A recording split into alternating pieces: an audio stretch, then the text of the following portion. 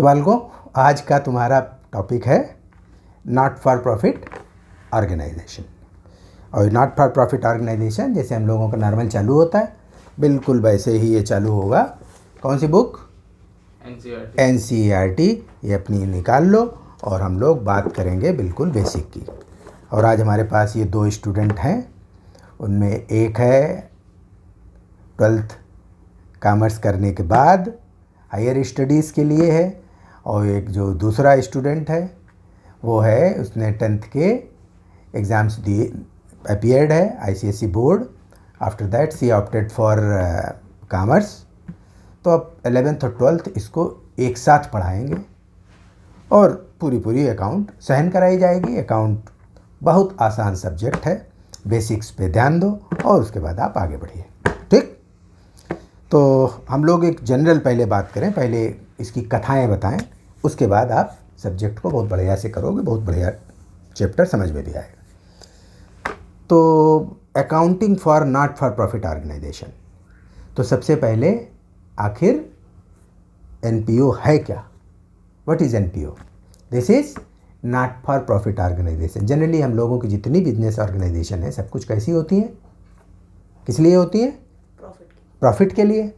ठीक, लेकिन ये जो है ये है नॉट फॉर प्रॉफिट ऑर्गेनाइजेशन। जैसे तुम लोगों ने सुना होगा NGO, नॉन गवर्नमेंट ऑर्गेनाइजेशन। तो ये इनका मेन उद्देश्य प्रॉफिट अर्न करना नहीं होता। ठीक, तो ये नॉट फॉर प्रॉफिट ऑर्गेनाइजेशन कही जाती है। ये जनरली कौन सी ऑर्गेनाइजेशन होती है? जनरली इनके जो एग्जाम्पल्स हैं वो जैसे बहुत से क्लब, क्रिकेट क्लब, कुछ लोग मेडिकल की फैसिलिटी प्रोवाइड करते हैं फोकट में। धर्मार्थ चिकित्सालय, लिखा देखा होगा धर्मार्थ चिकित्सालय। तो धर्मार्थ चिकित्सालय क्या, उनका मेन मोटिव ये होता है कि भाई हम किसी से भी बहुत थोड़ा पैसा उससे चार्ज करेंगे जो कि उसकी कॉस्ट है। ठीक है, तो ये उसमें बहुत मिनिमम सा चार्ज कर लेते हैं और उसका फीस रिलीजियस वर्क के लिए या इस तरीके की चीज़ों को प्रमोट करने के लिए जो ऐसे नॉन प्रॉफिट ऑर्गेनाइजेशन होते हैं उनका काम क्या होता है? स्पोर्ट्स को प्रमोट करना, कोई सोशल काज को प्रमोट करना, सोसाइटी की हेल्प के लिए, है ना, कोई स्पोर्ट्स है इन सब के प्रमोशन के लिए, आर्ट कल्चर को प्रमोट करने के लिए, है ना। वो कोई फ़र्क नहीं पड़ता, वो तो उधर से ऐसे ही आता रहेगा, कोई दिक्कत नहीं। तो इसके लिए ये हमारी नॉट फॉर प्रॉफिट ऑर्गेनाइजेशन होती है। इनके एग्जाम्पल्स होते हैं, तुम तो रिवाइज कर सकते हो इसको। तो ये हमारे इसके एग्जाम्पल्स हैं। जैसे स्कूल्स वगैरह भी इसमें कवर हो जाते हैं, क्योंकि स्कूल्स ट्रस्ट के अंडर में होते हैं। तो ये नहीं माना जाता है कि ये लोग भाई प्रॉफिट कमाएंगे, फीस वगैरह तो ये लोग खूब मोटी फीस रखते हैं, खूब वसूली करते हैं, वो तो अलग चीज़ें हो गई। लेकिन जो मेन एक मोटिव है या जो थीम है वो इसी बेसिस पे वर्क करती है कि ये भाई नॉट फॉर प्रॉफिट ऑर्गेनाइजेशन है। अब बात आई एक और क्वेश्चन की, हम लोग जनरल बात करें, वाई NPO? आखिर NPO क्यों? वो इसलिए क्योंकि सारी चीज़ें गवर्नमेंट नहीं कर सकती। उसके अलावा जो हम सोसाइटी के लोग हैं, हम लोगों की भी एक रिस्पॉन्सिबिलिटी है कि हम अपने सारे रिसोर्सेज सोसाइटी से हमको मिलते हैं, सोसाइटी ही हमको ऊंचा उठाती है, हमें बढ़ाती है।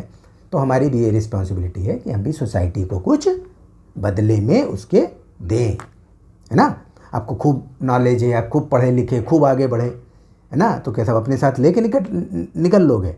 तो एक अच्छी बात यह है कि आपने जो अर्निंग की है, चाहे वो नॉलेज की हो, चाहे पैसे की हो, कुछ हो, वो हम सोसाइटी को दें। और ये हमारा एक रिलीजियस वर्क भी होता है और ये एक सोशल वर्क भी होता है, इसको बढ़िया माना जाता है।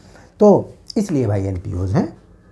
तो अब जैसे आजकल देखो कोरोना का चल रहा है, बहुत सारे देख रहे हो कि गुरुद्वारे हैं वहाँ लंगर चलाए जा रहे हैं, बहुत से मंदिर हैं वहाँ खाना बन रहा है बहुत सारे लोगों के लिए। तो भाई वो पैसा तो सोसाइटी ने ही दिया, उनके जो अनुयायी थे उन्होंने दिया, तो उसका एक अच्छा यूज़। तो ये NPO, not for profit organisation, का मेन काम प्रॉफिट अर्न करना नहीं होता। ये आर्ट कल्चर और कोई अच्छा सोशल काज इसको प्रमोट करने के लिए होते हैं। तो ये नॉट फॉर प्रॉफिट ऑर्गेनाइजेशन कहे जाते हैं। इसके आगे की बात देखो। अब बात आती है कि इनकी इनकम का सोर्स क्या है, आखिर ये कैसे चलेंगे, पैसा चाहिए।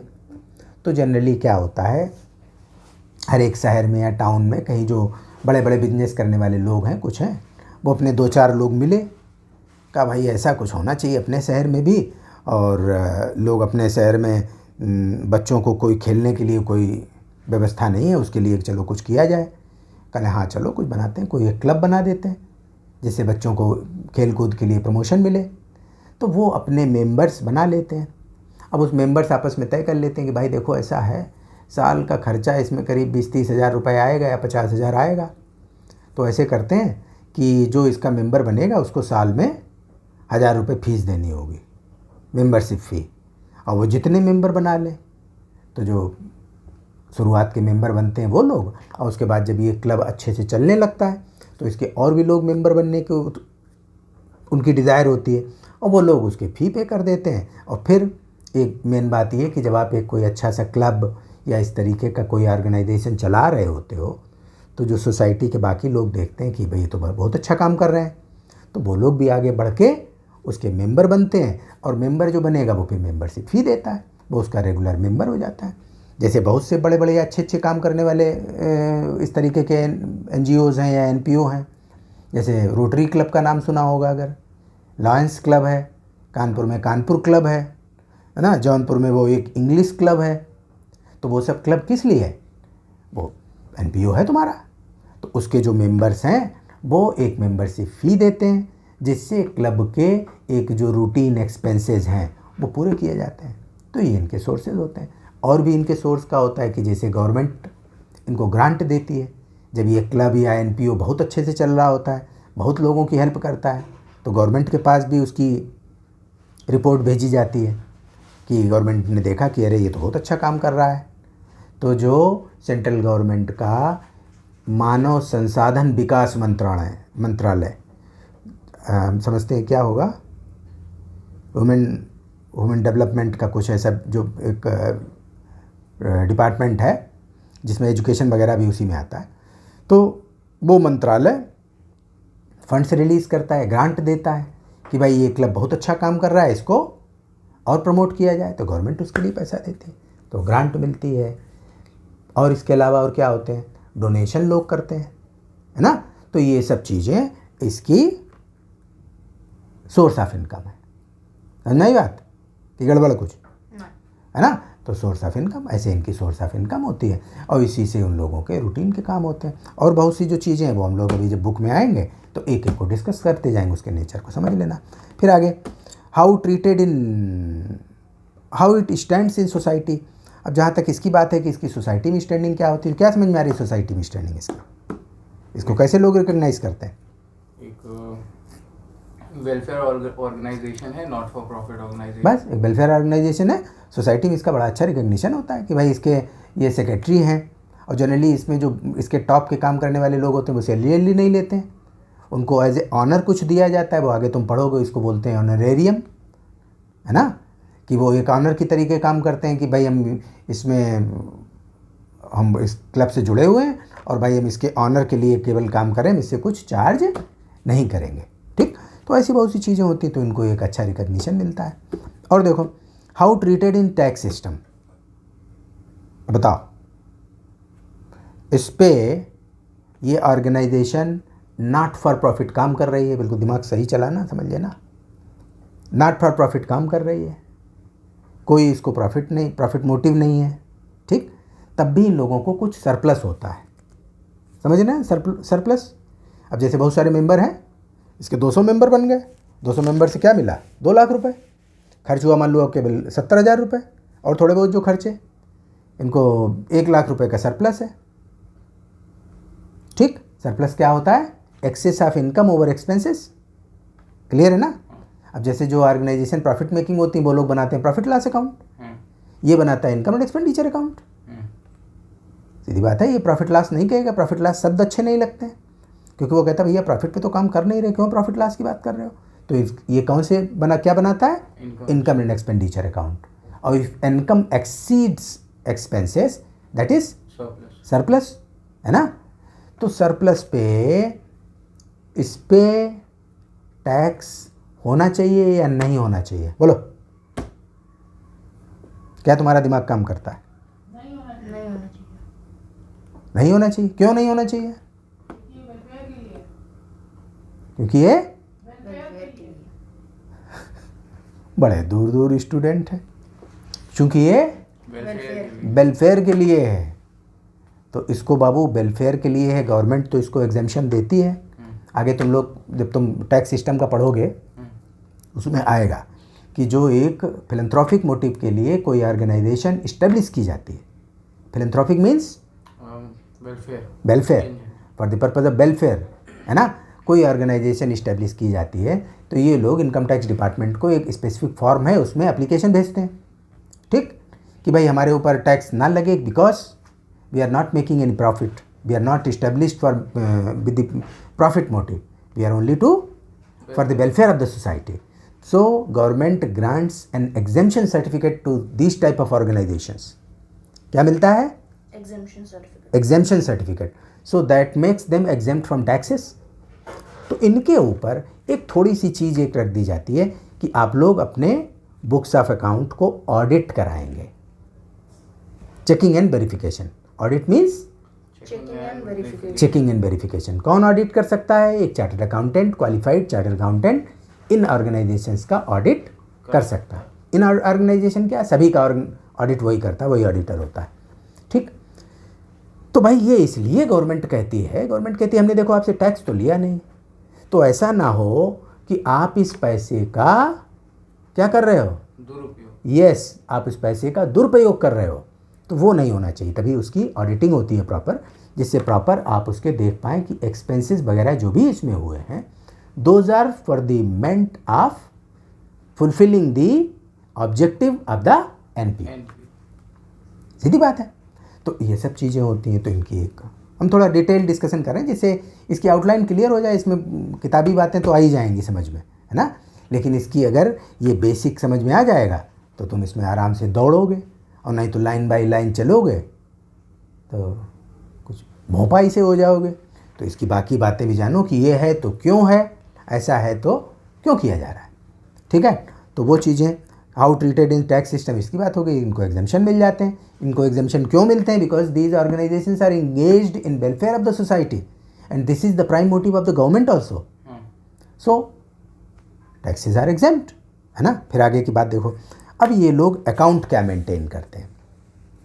भाई अकाउंटिंग हम किस बात की करते हैं? अब इसको थोड़ा होगा उसको समझना, है ना. लेकिन कितने तत्व, कौन कौन से? एसेट्स, हाँ, लायबिलिटी, हाँ, इनकम, कैपिटल, एक्सपेंस. बस सब इसी के बेस पे चलेगा और सारी अकाउंट समझ जाओगे. तो ये अकाउंट मेंटेन क्या करता है? ये एक तो मेंटेन करता है या बनाता है रिसीट्स एंड पेमेंट अकाउंट. ये एक इसमें बनता है. कौन सा account? Receipt and payment. Receipts and payments account, ठीक.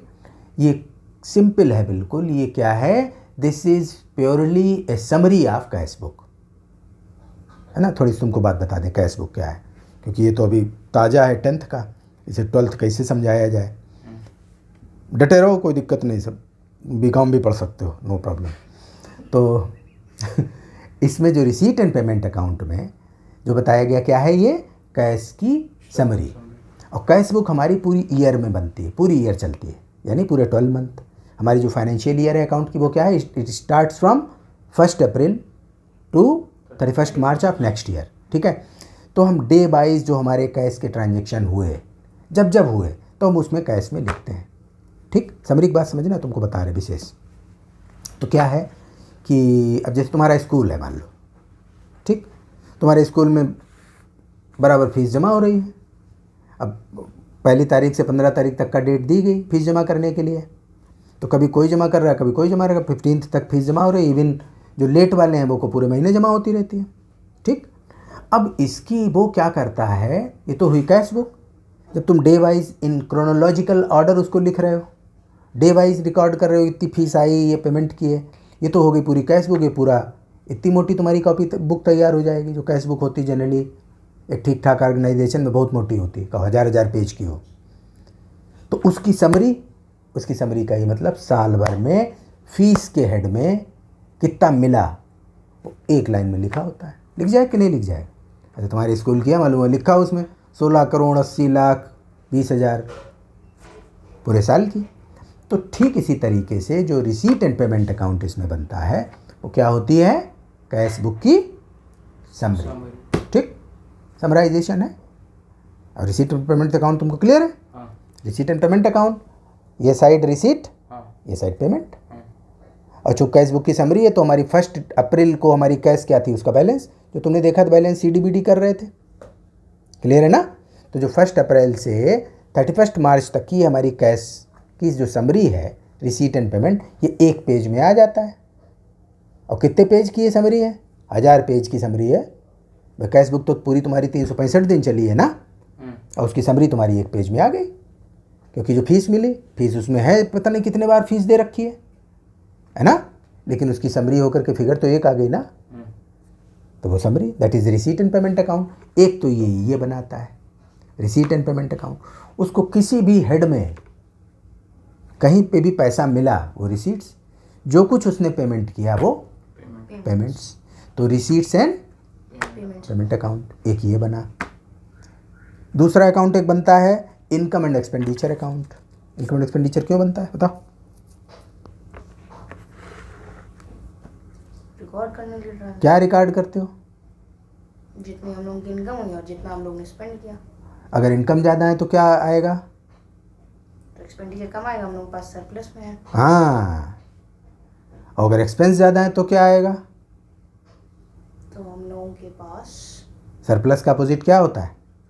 डेफिसिट। हाँ ना, डेफिसिट, सिंपल। भाई income and expenditure, income and expenditure is same as profit and loss account, जैसा तुमने 11th में बनाया होगा। 11th में जैसा बनाया था इनकम, वो प्रॉफिट लॉस याद है? तो बस बिल्कुल इन प्रॉफिट लॉस की लाइन काट दो, उस पर लिख दो इनकम एंड एक्सपेंडिचर अकाउंट, वो हो जाता है। इसको समझना है भाई, इसको लेकिन ग्रेस्प किए रहो, नो प्रॉब्लम। तो income and expenditure, if income exceeds, और उसकी थोड़ी बात समझ लो, ये इनकम एंड एक्सपेंडिचर बना, इनकम इस साइड, एक्सपेंडिचर इस साइड, ठीक है। इनकम इधर, जैसे तुम्हारे प्रॉफिट लॉस में प्रॉफिट इधर, एक्सपेंसेस इधर होते थे, लॉसेज एंड एक्सपेंसेस। और अगर हमारा ये ज़्यादा होता तो इधर नेट प्रॉफिट लिखते थे, ये ज़्यादा होता तो नेट लॉस लिखते थे। चूँकि ये NPO है तो इसमें प्रॉफिट लॉस शब्द हम इस्तेमाल नहीं करते, इसमें हम केवल सरप्लस और डेफिसिट की बात करते हैं। वो बनाते हो। अकाउंट के कितने तत्व? 5। पहला लायबिलिटी, एसेट। हाँ, एसेट, ठीक। दूसरा लायबिलिटी, फिर तीसरा इनकम, हाँ, और कैपिटल, हाँ, एक्सपेंसेस। बस अब एक बात तुम समझ लो, जो हमारे अकाउंट्स के फाइनल अकाउंट्स कहे जाते हैं, है ना, ये तुम लोग बहुत बढ़िया से ध्यान करो। अकाउंट्स के जो फाइनल अकाउंट कहे जाते हैं, अभी तुमको पूरी अकाउंट की साइकिल वगैरह बतानी है क्योंकि 12th का है, तो वो उसमें जो हमारे फाइनल अकाउंट्स हैं उसमें 2 पार्ट मेन होते हैं, प्रॉफिटेबिलिटी स्टेटमेंट और दूसरा पोजिशनल स्टेटमेंट। तो प्रॉफिटेबिलिटी स्टेटमेंट और पोजिशनल स्टेटमेंट, तत्व कितने? 5। तो केवल 2 इसमें से जो एलिमेंट हैं वो तुम्हारे प्रॉफिटेबिलिटी स्टेटमेंट में जाएंगे, चाहे आप प्रॉफिट लॉस अकाउंट बना रहे हो और चाहे इनकम एंड एक्सपेंडिचर, यस, चाहे इनकम एंड एक्सपेंडिचर अकाउंट बना रहे हो। तो इसमें से जो 5 तत्व हैं, इसमें से इनकम और एक्सपेंस चला गया कहाँ? इनकम एंड एक्सपेंडिचर में, ठीक। क्या बचा हमारे पास? 3 चीज़ें बची, एसेट्स, लायबिलिटीज़ और कैपिटल। और हमारा बेसिक एक उसमें रूल क्या होता है? Assets are equal to liability plus capital, liabilities plus capital. ये हमारी बैलेंस शीट है, ठीक। तो जो 5 तत्व हैं, इनके बाहर आप कहीं नहीं जाओगे। इसमें से जो हमारी इनकम है, इनकम एंड एक्सपेंडिचर में गई, जो हमारे एक्सपेंडिचर हैं, एक्सपेंसेस हैं, वो इनकम एंड एक्सपेंडिचर में गए। अब जो हमारी एसेट्स बची, लायबिलिटीज़ बची और कैपिटल बची, कैपिटल फंड, वो हमारा बैलेंस शीट में जाएगा, ठीक। तो ये हमारा इसमें बुक्स ऑफ अकाउंट का हिसाब किताब रहता है। अब हम इसमें जो फर्दर बात करें, कितने मिनट हो गए इसके? 19। कितने मिनट का बना लें? 25 का। तो थोड़ा इसमें अब हम डिस्कस कर लेते हैं। अब ये जनरल चीज़ें एक बार आप लोग फिर से अपने रिवीजन में ले आओ, फिर से अपने बढ़िया से दिमाग में ले आओ कि आखिर ये क्या होता है, इसके एग्जाम्पल्स क्या हैं, और मेन पार्ट हमारा कि इसमें जो हमारे अकाउंट के 5 तत्व हैं, यही सबको गवर्न करते हैं, और इसी के बेसिस पे तुम इसके फाइनल अकाउंट्स को फाइनलाइज करोगे। थोड़ी सी बात इसमें, जो रिसीट एंड पेमेंट है, ठीक। अब रिसीट पेमेंट में हमारी जो रिसीविंग की अगर बात करें तो इनकम्स भी हमको रिसीव होती हैं, ठीक। और कैपिटल फंड के लिए कुछ भी मिला वो भी रिसीव होता है, और जो लायबिलिटी वाला पार्ट हुआ वो भी रिसीव होता है। तो इनकम इसमें रिसीट पेमेंट में तो सब आ जाएगा, समझे ना। यानी रिसीट पेमेंट में तुम्हारी कैपिटल रिसीट्स और रेवेन्यू रिसीट्स दोनों आएंगी। रिसीट पेमेंट में पेमेंट साइड चाहे हमारे एक्सपेंसेस पे किए गए हों या हमने एसेट्स के लिए पे किया हो, वो भी दोनों आ जाएगा। क्लियर है ना। तो रिसीट पेमेंट में तो कैश हमारा किसी पर्पज़ से आया और किसी पर्पज़ में गया, वो दोनों लिखोगे। लेकिन उसका फर्दर क्लासिफिकेशन हम इनकम एंड एक्सपेंडिचर में कर लेते हैं और बैलेंस शीट में, कि जिससे इनकम एंड एक्सपेंडिचर में केवल क्या चीज़ें जाती हैं बहुत अच्छे से दिमाग में ले आओ। लास्ट ईयर जैसा तुमने 11th में किया था, ठीक, कि हमारा इनकम एंड एक्सपेंडिचर में प्रॉफिट लॉस के पूरे आइटम वो उसमें होते हैं। हमारी रिकरिंग इनकम एंड एक्सपेंडिचर में है ना। हमारे रिकरिंग एक्सपेंसेस जो बार बार जिनकी अकरेंस होती है वो रिकरिंग बोले जाते हैं, है ना, वो हमारे इनकम एंड एक्सपेंडिचर में जाएंगे। और हमारी जो इनकम्स लॉन्ग टाइम के लिए हैं उनको बोला जाता है कैपिटल रिसीट। अब इस एनपीओ के केस में यही इसकी स्पेशलिटी है कि कैपिटल रिसीट किसको कहोगे, रेवेन्यू रिसीट किसको कहोगे। यही बातें तुम लोगों को समझनी है और इसको करना है, क्योंकि जो नॉट फॉर प्रॉफिट ऑर्गेनाइजेशन है ये कोई कुछ पैसे के लिए सर्विस प्रोवाइड करके या प्रॉफिट के लिए सर्विसेज दे के या गुड्स बेच के तो कुछ अर्न कर नहीं रहा है। ये चल रहा है किसके बेस पे, दान खाते से, लोगों गवर्नमेंट की ग्रांट से, मेंबरशिप के सब्सक्रिप्शन पे, इन सब पे चल रहा है। तो इसमें आखिर हमारी रेवेन्यू रिसीट क्या मानी जाएंगी और हमारी कैपिटल रिसीट क्या मानी जाएंगी, it is a matter of certain further discussion related to this chapter या related to this particular feature of this organisation, कि इसमें हमें डोनेशन मिलता है। अब डोनेशन अगर नॉर्मल नेचर का मिला है, जनरल डोनेशन है, तो तुम उसको रेगुलर इनकम मानते हैं। अब कोई हमारे क्लब में आया, उसको बहुत बढ़िया लगा, कहला ऐसा है क्या कमी दिखती इस क्लब में। अरे हमने कहा सर अगर इसमें कहीं स्पोर्ट्स के लिए एक ग्राउंड पे एक रूम बन जाता, भाई हम लोगों का रूम एक दूसरे मोहल्ले में है, ऑफिस वहाँ से चलाते हैं और फील्ड यहाँ पे है, तो अगर फील्ड के पास एक जगह देने को तैयार हैं, अगर एक रूम यहाँ हो जाता तो हम लोगों को बच्चों को उधर भागना नहीं पड़ता, यहीं पे सारी उनकी स्पोर्ट्स की किट रहती है यहीं उधर। कहले अच्छा, कहले ठीक है, अच्छा इस रूम के लिए हम 5 लाख का डोनेशन देते हैं। तो वो हमारी रेवेन्यू रिसीट की capital receipt, very good, this is capital receipt because that donation is for some specific purpose, so that is meant for the fulfillment of that particular purpose, कि हमारा वो पैसा हम केवल उस रूम को बनाने के लिए ही खर्च कर सकते हैं। So this is specific donation. तो स्पेसिफिक डोनेशन है तो तुम्हारी बैलेंस शीट में लायबिलिटी साइड जाएगा। वैसे तो liability as a word, liability से क्या समझ में आता है कि हमें किसी का पैसा देना है। जो एक तुम्हारे बिजनेस टर्म होते हैं, प्रॉफिट मेकिंग ऑर्गेनाइजेशन होती है, उसमें लायबिलिटी का क्या मतलब है, मनी टू बी पेड, हमें देना है, किसी आउटसाइडर को कुछ पेमेंट करना है, उसको लायबिलिटी बोलते हो। लेकिन यहाँ तुम्हें आउटसाइडर को पेमेंट नहीं करना है, वो तो मान लो एक्सपेंसेस का किसी का हुआ, वो तो हमें किसी को देना ही होगा, आउटस्टैंडिंग सैलरी आ गई, वेजेज आ गई किसी के, अगर वैसे तरीके का वो तो ठीक है। लेकिन ये जो पैसा हमको मिला है ये किसी ने डोनेट किया है किसी खास पर्पस से। तो जब किसी ने किसी खास पर्पस से डोनेट किया है तो हमें उसकी भावना का ध्यान रखोगे। उसने 5 लाख रुपए आपको दिया, उसकी इच्छा थी कि हाँ भाई इस क्लब में ये रूम एक बन जाए, हमारे नाम से बन जाए, हमारे पिताजी के नाम से बन जाए, और उसके लिए वो डोनेट कर रहा है, तो क्या आप उस पैसे को कहीं और खर्च कर सकते हो? बिल्कुल नहीं। So that is specific donation, और specific donation comes under the category of liability. It is treated as कौन सी रिसीट? Capital receipt. तो ये इसकी कुछ चीज़ें हैं। अब इसमें एक जनरल अवेयरनेस इसकी आ गई। अब हम इसकी अगले बात करेंगे इस चैप्टर में, और इसमें आपको जो मेन चीज़ें हैं वो कुछ हम दिखाते चले जाएंगे और वो फिर आगे बढ़ना है। ये हम लोग चाहते हैं कि नेक्स्ट वीडियो में कर लें। बस अभी नेक्स्ट बनाते हैं, इसको बराबर करो। अब इसके बाद फिर अगला बनाते हैं।